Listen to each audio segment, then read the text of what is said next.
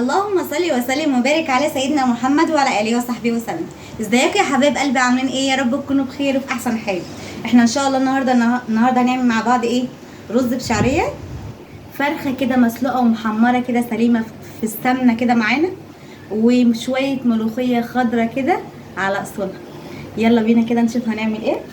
اول حاجه انا حاطه معايا ميه على البوتاجاز. بسم الله. غليت معانا وقطعت نفسيتها اهي ما شاء الله. احط بقى انا كده ايه معايا الفرخه مغسوله وزي الفل اهي ما شاء الله. تعالى كده يا حبيبتي، بصوا معانا الفرخه اللهم صل على النبي زي الفل، وبص ورد كده بره وجوه.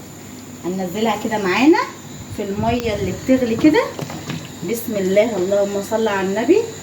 الف هنا وشفا اللي ياكل منها.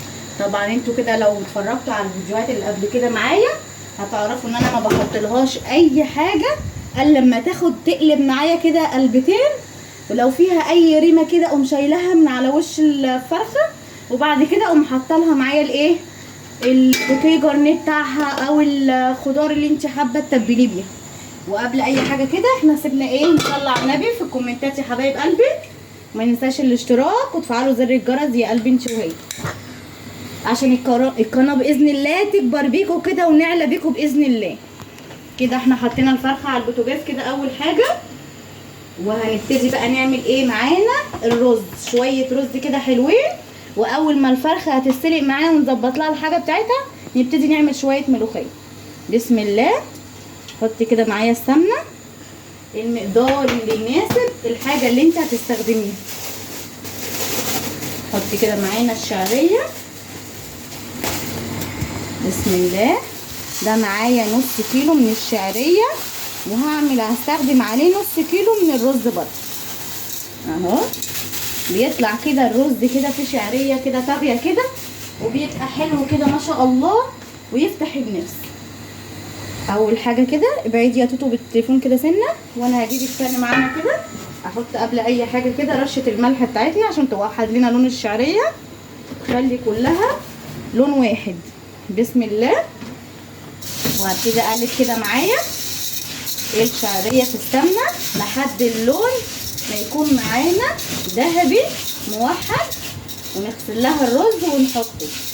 بصي انت جهزي من الحاجه بتاعتك اللي انت هتستخدميها، وهتخشي المطبخ مش هتاخدي ثواني في الطبخ بتاعتك، هتلاقي نفسك ما بتاخديش وقت خالص في اي طبخه. لا طول ما انت مجهزه ومحضره الحاجه بتاعتك كلها جنبك مش هتاخد معاكي وقت باذن الله. في الحر اللي احنا فيه دوت يبقى عايزين نخش المطبخ ننجز نفسنا عقبال ما نخلص الاكل بتاعنا، ولا تعملي الاكل يستوي على البوتاجاز نغسل مواعين ونطلع من المطبخ يبقى رايق.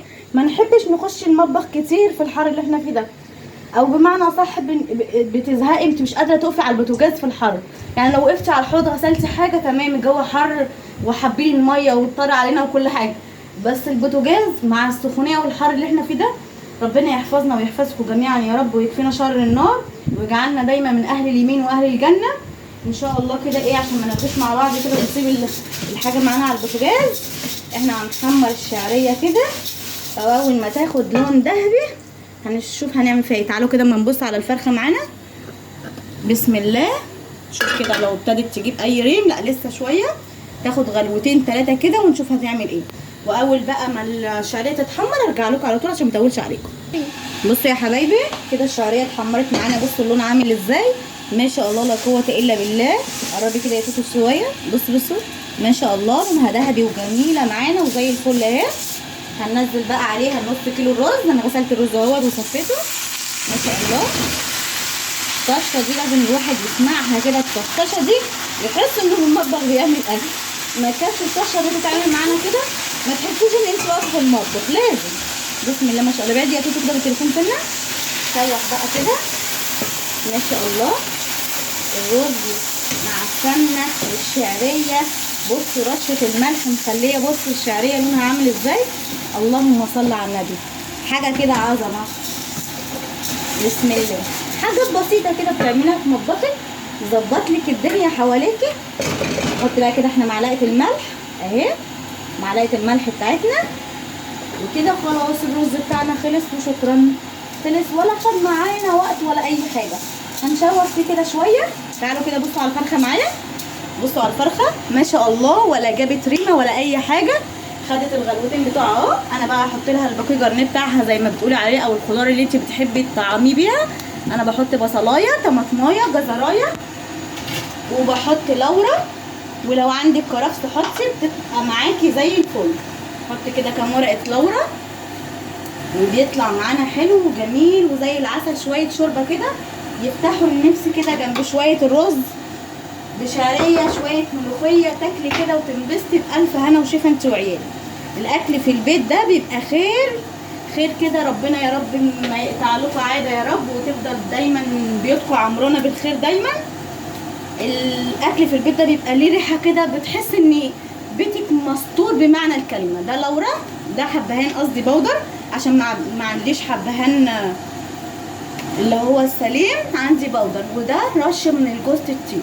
كده خلاص معانا حطينا لورا، حبهان، جوز الطيب، ملح، والبصلايه والجزرايه والطماطمايه. بتظبطي الاكله بتاعتك والشوربه بتاعتك. تيجي تاخدي منها كده للملوخيه، تسقي منها شويه طبيخ، شويه رز، لسان عصفور، تلاقي معاكي الحاجه كده ايه، مستويه ونفسها وطعمها حلو. انا بحب بقى احط بقى رشه الفلفل والكمون والكزبره والملح وكده زي الفل. كده خلاص الشوربه بتاعتي مش محتاجه حاجه تاني. كده خلاص انا هدي الشوربه بقى كده، هقلب تقليبه كده برده في الشوربه الناحيه دي. بس انا بغلف بس الرزايه، بحب اشوح الرز معايا كده. بصوا الخرفشه بتاعت الرزايه، بصوا الخرفشه، سامعين الرزه في الحله؟ لازم تخرفش كده معاكي، تحس انها اتغلفت معاكي كده في قلب الحله. ندي بقى تقليبه كده اللي بيشوف الشوربه بتاعتنا كده، التوابل بتاعتها عشان ما تبقاش كده ايه عايمه على الوش، والطماطمايه والبصلايه. ما شاء الله لا قوه الا بالله، بالف هنا وشفا للي ياكل. بصوا الفرخه معانا دي فرخه محترمه، اللهم صل على النبي. ما شاء الله لا قوه الا بالله. اوقات بقطعها واوقات اسيبها كده سليمه، ونسيبها كده تستوي معانا وتعمل شويه شوربه كده عسل، وبعد كده نحمرها في السمنه وان شاء الله تبقى زي الفل. كده خلصنا معانا الفرخه على نظافه وزي الفل، والرز معانا هو تتشوح. هنجيب له الميه بقى بتاعته ومحطوط له الملح وزي الفل معانا ومتظبط. بص ما خدوش معانا وقت خالص. زي ما بقول لك تجهزي حاجتك كده وتخشي المطبخ في ثواني هتلاقي نفسك خلصتي الطبخه بتاعتك، ما خدتيش وقت كتير اهو. ما شاء الله احنا مع بعض كده ما خدناش وقت خالص في الطبخه واحنا بنعملها. احنا المره دي مش عاملين طبيخ، جو حر بصراحه، فقلت نعمل شويه ايه ملوخيه كده جنب الرز بالشعريه والفرخه، وحلوه قوي ونحمد ربنا. كده خلصت انا بقى اهو. الرز برده معايا اهو، هديني يا ماما كده. ادي كده خلاص الرز معانا هنا، سيبه بقى كده يستوي يرحمكم الله. ماشي يا توتو. هنا خلاص بصوا الفرخه والبكبكه بتاعت الفرخه. ارفعنا التليفون انا شويه اوريها لهم اهو. ما شاء الله بصوا الفرخه ما شاء الله بالف هنا وشفا للي ياخد، تحفه. وشويه برده هقلبها على الناحيه الثانيه، كل شويه اقلبها على الناحيه الثانيه، يعني مره كده ومره كده. والرز بتاعنا اهوت خلاص ابتدى، بصوا مسافه ما طفيت الغطا عليه ابتدى يبقبق معانا اهوت وهيستوي يبقى زي الفل. واول ما الفرخه معانا تستوي ارجع لكم على طول عشان نعمل شويه الملوخيه. بصوا يا حبايب قلبي انا كده الفرخه معايا استوت وحطيتها في الفرن تتحمر، والرز برده استوى معايا اهو. بصوا ما شاء الله لا قوه الا بالله، الرز ما شاء الله زي الورد معانا اهو، اللهم صل على النبي. حتى برده الطشه معايا اهيت على البوتاجاز، معلقتين سمنه على الثوم اللي انا فرماه واحطه كده اول ما اجهز بس كده معانا الملوخيه. انا جايبه معايا النهارده كيس ملوخيه من الجاهز. انا بستخدم ملوخيه جيفريكس، طعمها ونفسها حلوه في الاكل. لما بكونش جايبه ملوخيه من خضره او نزلت متاخر او حاجه فبستخدم ديت، تطلع معايا حلوه زي الملوخيه الخضره بتاعتنا بالظبط، خشنه كده مش ناعمه، لا كانك عاملاها اللي هي البيتي بالظبط معاكي. بصوا حتى الخضار بتاعها باين معايا كده على التليفون اهو ما شاء الله. بصوا الخضار بتاعها حلوه وجميله، دي نوع اسمها جيفريكس. انا بجيبها على طول بصراحه، وبحس انها زيها زي الملوخيه الخضراء بتاعتنا، خشنه كده معانا وتخلص معاكي كده في اللقمه وبتبقى حلوه. اجيب كده معايا المعلقه اللي انا هعمل بيها الملوخيه، بس بشطش ايدي الاول. بسم الله.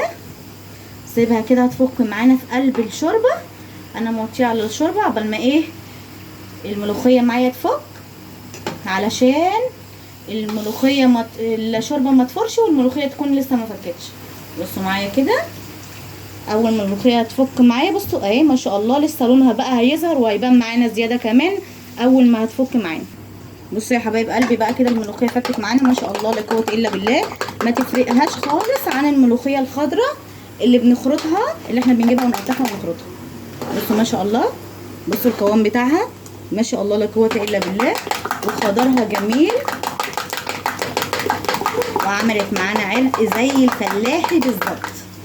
عشان كده انا بقول لكم انا بستخدم دي بصراحه، انا معتمداها في الانجاز. لما اكون عايزه انجز نفسي اقوم مستخدمه الملوخيه ديت. النوع ده من الملوخيه بيبقى ما شاء الله تحفه وخضره وجميله معايا وزي الفل. نعمل بقى الطشه كده بتاعتنا، والفرخه طبعا في الفرن بتتحمر. خلص بس طشه الملوخيه وبعد كده نغرف ونوريكم الشكل كله. ها اول ما التومه تبتدي معانا تتحمر هقوم ساقطه معلقه الكزبره بتاعتنا.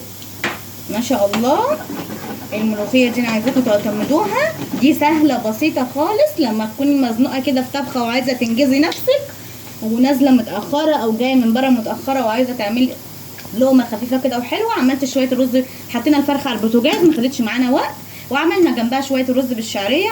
عبال ما الفرخه اتعملت حطيتها في الفرن تتحمر والملوخيه معانا بتتعمل اهي. ما شاء الله بصوا الاكل ما خدش ما شاء الله الفته حلوه، ما خدش معانا وقت خالص. بصوا كده ما شاء الله التومه ابتدت خلاص دخلت في التحميره الحلوه بتاعتنا الفاتحه، ونزلنا عليها بمعلقه من الكزبره. اللهم صل على النبي على الروايح. ما شاء الله لا قوه الا بالله. تعالى كده بقى معانا كده على الملوخيه بتاعتنا يا احمد. بسم الله الله اكبر، اللهم صل على النبي. شفتوا الحلويات دي يا حبايب قلبي؟ الله اكبر ما شاء الله. بصوا شويه الملوخيه، اللهم صل على النبي. عسل عسل عسل، الف هنا وشفا للي ياكل. ما شاء الله تحفه تحفه تحفه. بصوا شويه الملوخيه شكلهم عاملين ازاي. شفتي خضار الملوخيه يا حبيبه قلبي؟ ما شاء الله لا قوه الا بالله. الف هنا وشفا للي ياكل. تحفه معانا وجميله كده. خلاص قفلنا عليها، خلصت معانا الملوخيه، خدتش معانا وقت خالص. الفرخه استوت والرز بالشعريه وشويه الملوخيه معانا. اهم شيء هي زيها زي الملوخيه التانيه، ما تغطيهاش. بصي الملوخيه بتحب معاها طشه السمنه كده تكون طاغيه كده وحلوه، تعوم معاك على وش الملوخيه كده. بصوا الشكل، اللهم صل على النبي. انا مش عارفه ظاهره لكم ولا الاضاءه هنا مش مظبوطه. بصوا لو جيت هنا قصاد الاضاءه جايه منوره هنا كده مظبوطه معاك.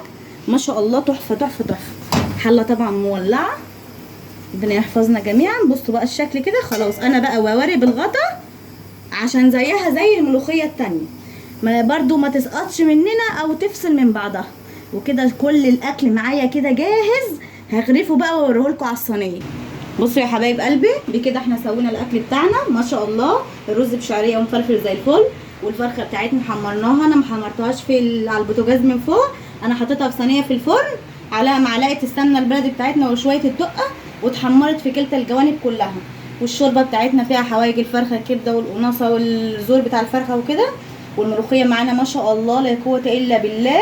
ما شاء الله الشكل يتحدث عن نفسه بمعنى الكلمه. حبايب قلبي ما ننساش بقى نعمل لايك واشتراك وفعلوا زر الجرس عشان يوصلكوا كل جديد. وما ننساش نصلي على النبي في الكومنتات، وادعموني يا قلبي واستنوني في وصفه جديده.